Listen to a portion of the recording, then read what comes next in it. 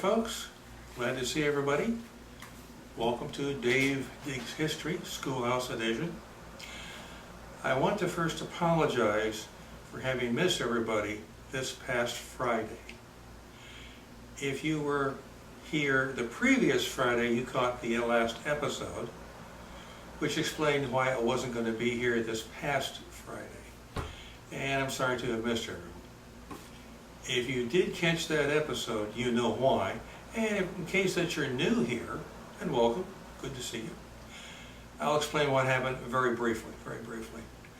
The area here, the room, needed some work that only a professional could do, and I am certainly not a professional in any of the construction trades. So someone was brought in to take care of things, and in order to do that, the room had to be essentially gutted.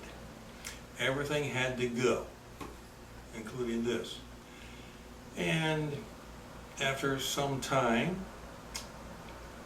in a phase, it was finished. The work here is not totally finished. It's going to go in phases as the budget will allow. And of course, this is a school. The budget is a bit on the, shall we say, slender side. For instance, it's quite light over here, and it's quite dark over here. At some point, this will be rectified, but for the moment, this is what we're dealing with. We're going to have to make do. That's the short story. Now, I have been absent since I couldn't do any teaching here. And essentially, I couldn't do any teaching not only because the room was gutted and there's nothing to teach with, but almost none of my students showed because it's harvest time.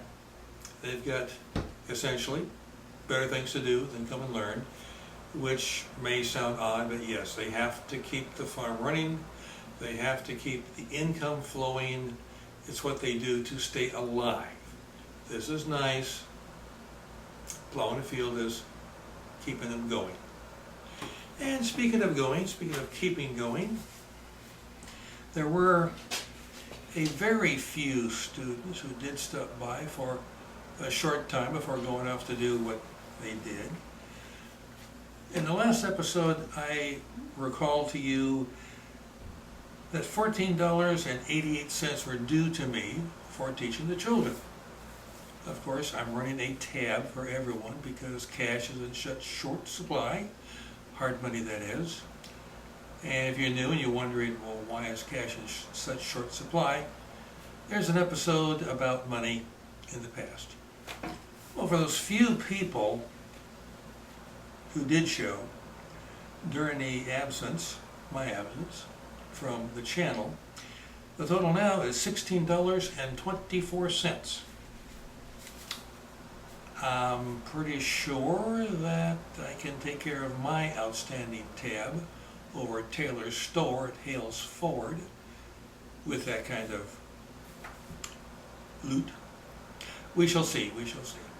But what has been happening around here for the most part is, as I suggested, the harvest. These are farmers. If they don't plant and plow and grow and harvest, they don't make a living. And as the harvest goes on, we're still more or less in the middle of it. It's nearing its end, perhaps another 2 weeks or 20 days or so. Now the harvest around here for this time of year is going to be apples. Tobacco is the reigning crop around here. It is the cash crop, and it does very, very well because a goodly number of people have adapted to the tastes, shall we say, of the so-called demon weed. I have never had such an affinity for it, and so remain free of that. But the number 2 crop around here is apples. Lots of apples are produced in this neck of the woods. Quite a number. And I had a chance to see, taste firsthand the bounty of this year's harvest. It's been a few nights ago. Let me put this down. I was staying with the Ingalls. Henry and Lucy Ingalls. Their son Taswell is one of my students here. They're a good German family, and they do apples. And so as I eating supper with them, because that's how it works here, many of you already know this, room and board is part of my pay. It came time for supper, and some wonderful, wonderful pork chops with sauerkraut was brought out, a little bit of pepper. I essentially feasted, as did everybody. This time of year, there is an abundance of things to eat, and so everyone eats rather well. The harvest is a grueling time, it can be, and so you need lots of food to keep the action moving, shall we say. And speaking of action moving, while I was at the Ingalls, Mrs. Ingalls, Lucy, said, "Mr. Diggs, would you like some dessert?" This was after supper was over with. And I thought, supper? Dessert? "Oh, yes, ma'am, I'd like that very much, please. Thank you so kindly." And she went back into the kitchen and came out with a wonderful apple fritter. Not just one, two.